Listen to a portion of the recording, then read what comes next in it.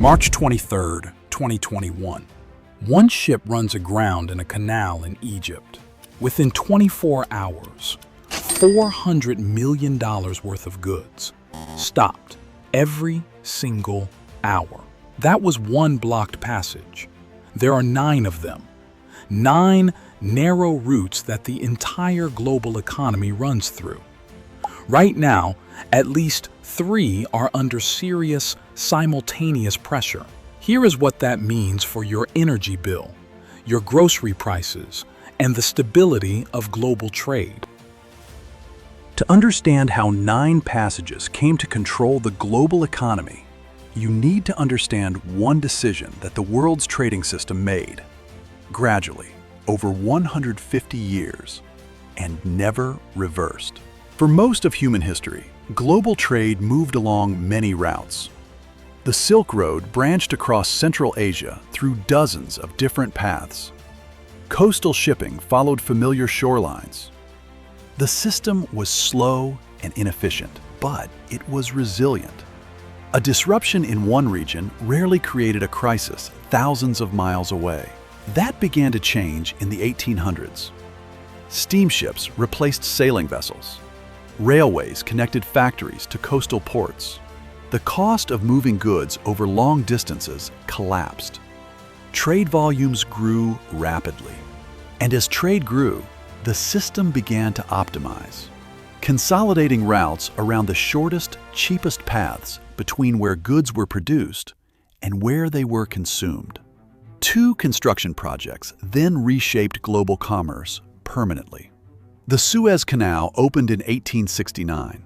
Instead of sailing around the entire southern tip of Africa, adding roughly 10,000 kilometers to every journey, ships from Europe could now reach Asia directly through Egypt. 45 years later, the Panama Canal opened, cutting the distance between the Atlantic and Pacific Oceans by over 12,000 kilometers for North American trade. These were not simply shortcuts. They restructured the entire logic of global trade. Supply chains rebuilt themselves around permanent, uninterrupted access to these passages. Port infrastructure expanded to service them. Shipping companies built their entire fleets around them. Decade by decade, global trade grew more concentrated, funneling through a smaller number of routes, each carrying more traffic than the one before. According to UNCTAD, the United Nations Conference on Trade and Development, over 80% of global trade by volume now moves by sea. The vast majority flows through 9 specific passages. The global economy did not design this concentration deliberately. It optimized its way into it. Every efficiency gain made these 9 routes more critical. Every passing decade made the alternatives less practical. What was built was the most efficient trading system in human history. What was never built was a meaningful backup plan. These are the 9 passages. We are going to go through every one, what it controls, who threatens it, and what a closure would cost you directly. Starting with the passage that has the greatest single impact on global energy prices. Choke point 1, the Strait of Hormuz. At its narrowest point, the Strait of Hormuz is about 39 kilometers wide. The actual shipping lanes, the channels where tankers travel, are just over 3 kilometers wide in each direction. Through those lanes passes approximately 20 million barrels of oil per day, around 20% of the world's entire petroleum consumption. That figure comes directly from the U.S. Energy Information Administration, which classifies Hormuz as the world's most critical maritime energy choke point. Saudi Arabia, the UAE, Kuwait, Iraq, Iran. Virtually every barrel of oil produced across the Persian Gulf exits through the Strait of Hormuz. There is no pipeline that can handle this volume. There is no realistic alternative route at this scale. If Hormuz were to close, The impact on global oil prices would be immediate and severe. Economic analysts have modeled potential price increases of 30 to 75% under extended closure scenarios. The International Energy Agency describes any significant disruption as capable of creating price spikes and physical shortages quickly.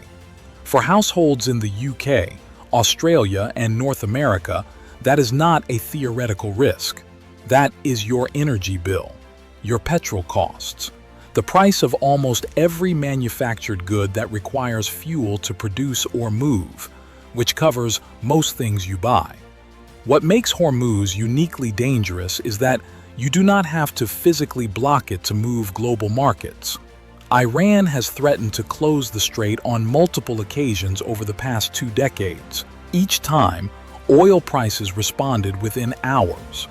The threat alone functions as the instrument of disruption. Choke point 2. Bab el-Mandeb. Translated from Arabic, Bab el-Mandeb means Gate of Grief. Sailors named it centuries ago. The name has proven accurate many times since.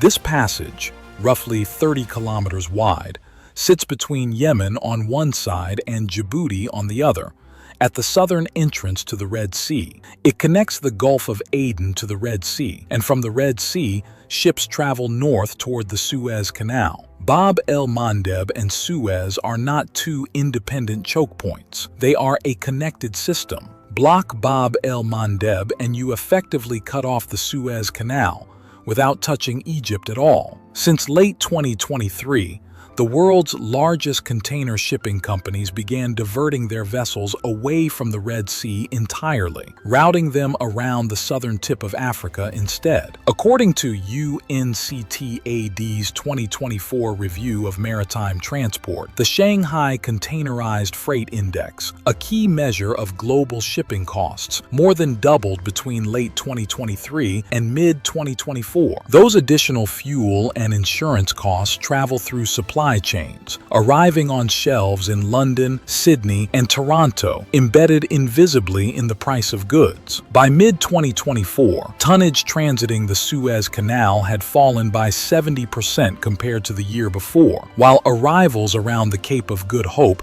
surged by 89%. One disrupted passage shifted the entire geometry of global shipping. Choke point 3. The Strait of Malacca. Here is something most coverage of global choke points gets wrong. When you measure oil transit volume, the Strait of Malacca, not Hormuz, is actually the busiest passage on Earth. According to the U.S. Energy Information Administration, approximately 23 million barrels of oil moved through Malacca per day in 2023. It runs between the Malay Peninsula and the island of Sumatra, at its narrowest point, just 2.7 kilometers wide. Tens of thousands of ships transit it annually.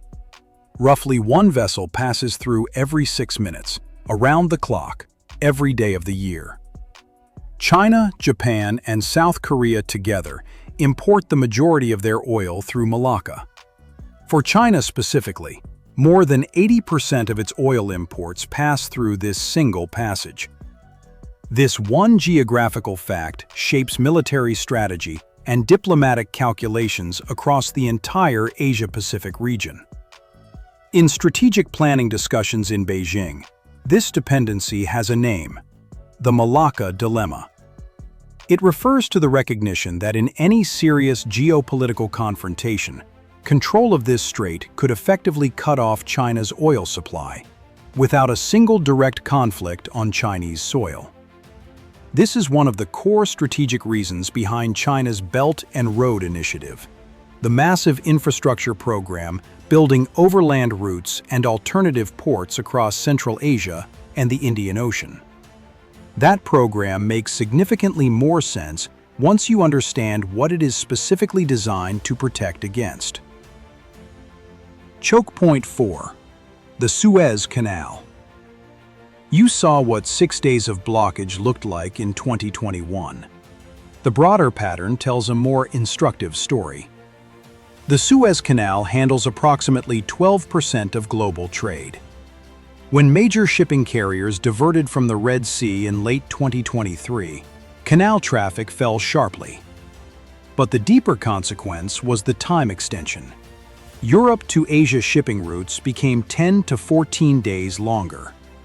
That extension translated into retail price increases across major economies within 60 to 90 days of the disruption starting. What the Red Sea diversion revealed is that the global supply chain carries almost no spare capacity. When one major lane is disrupted, port congestion builds at both ends simultaneously. Freight costs spike even across routes that have no direct connection to the blocked passage. Chokepoint 5. The Panama Canal. The Panama Canal does not run on seawater. It runs on freshwater from Lake Gatun, a man-made reservoir that feeds the locks, lifting ships from sea level, across land, and back down. Lake Gatun depends entirely on rainfall. In 2023, one of the most severe droughts in Panama's recorded history caused water levels to fall significantly. Canal authorities reduced daily ship transits from 36 to as few as 18, cutting capacity in half. Vessels queued for up to 3 weeks at the entrance. Some cargo rerouted across the United States by rail. UNCTAD's 2024 Maritime Transport Review explicitly identifies the Panama Canal as a growing vulnerability, not to geopolitical disruption, but to climate change. This is a new category of choke point risk that global logistics planning has been slow to properly account for. Chokepoint 6. The Bosporus. At its narrowest point, the Bosporus is approximately 700 meters wide. That is less than the length of 8 football fields, and it runs directly through Istanbul, a city of more than 15 million people. It connects the Black Sea to the Mediterranean, and what moves through the Black Sea directly affects grain prices across Europe, North Africa, and the Middle East.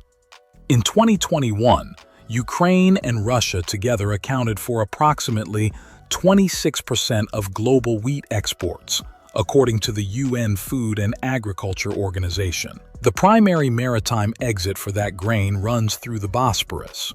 Turkey, as the controlling state under the 1936 Montreux Convention, holds formal legal authority over which ships may transit and under what conditions.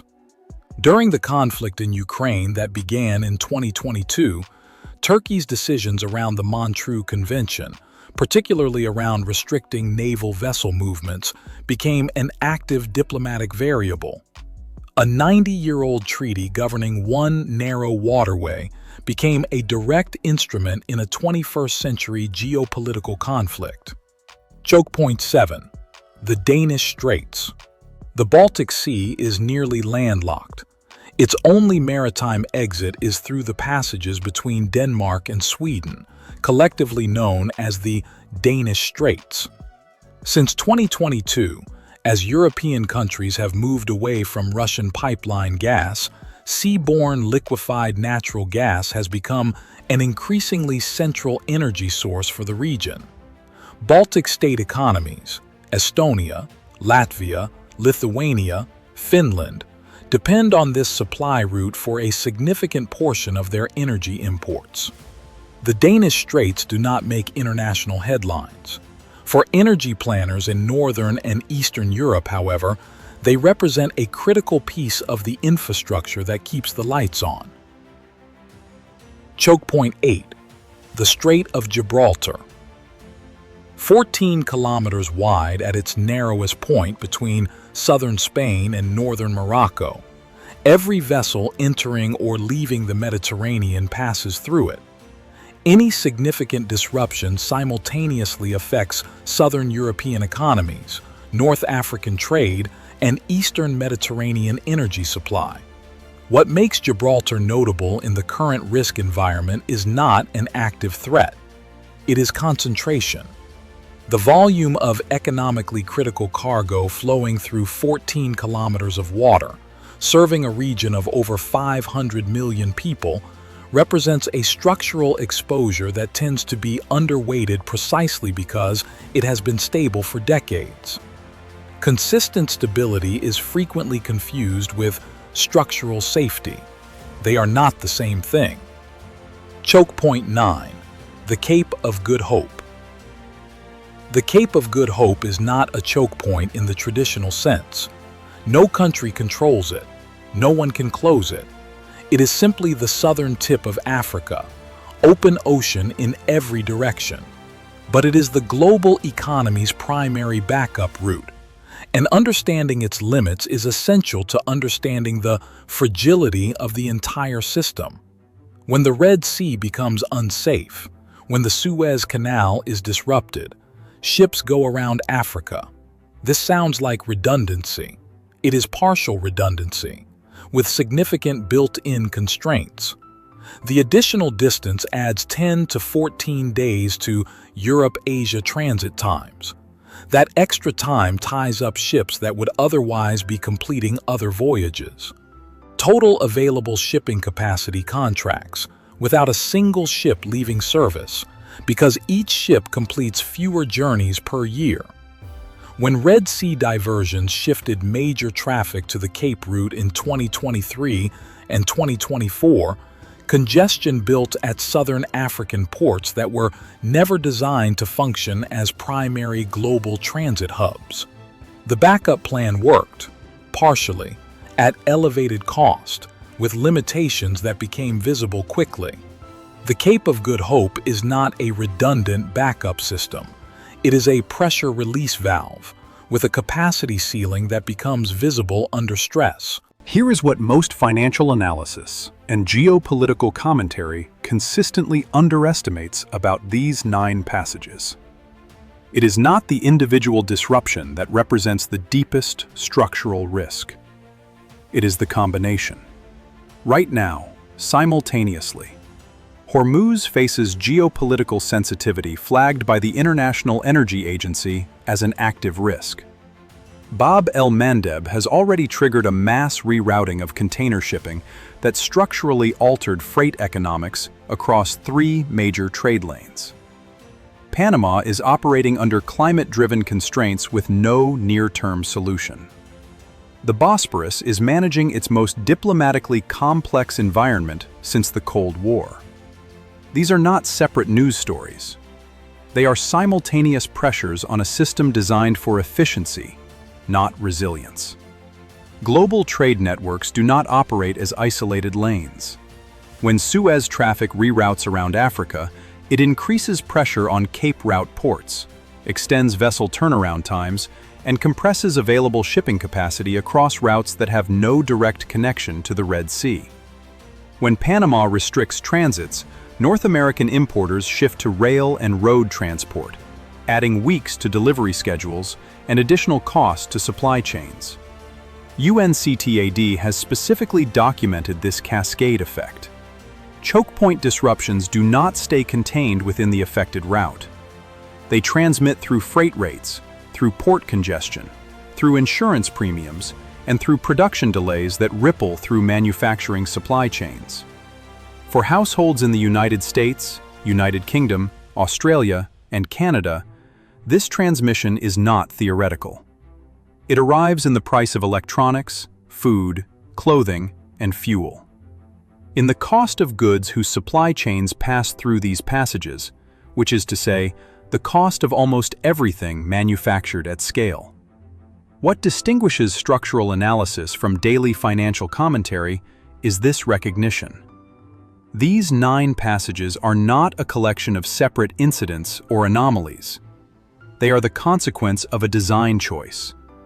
The global trading system chose, rationally, incrementally, over 150 years, to optimize for efficiency above all other priorities. That choice produced extraordinary prosperity. It also produced extraordinary concentration of risk. And concentrated systems, when they fail, do not fail gradually. They fail suddenly, at scale.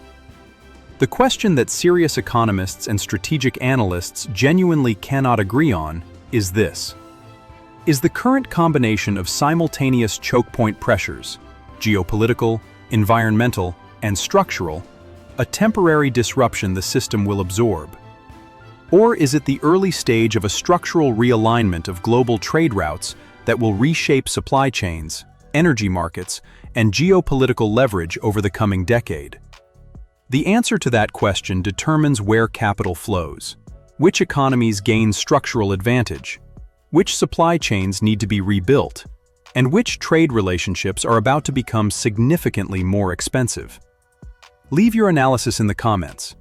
The substantive responses consistently produce the best discussions on this channel. What happens next with these 9 passages will not make front pages until something fails visibly. That is how systemic risk works. It is invisible until suddenly, comprehensively, it is not.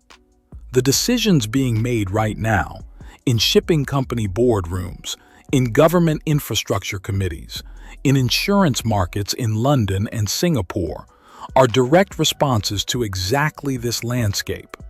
Companies are diversifying their routing strategies.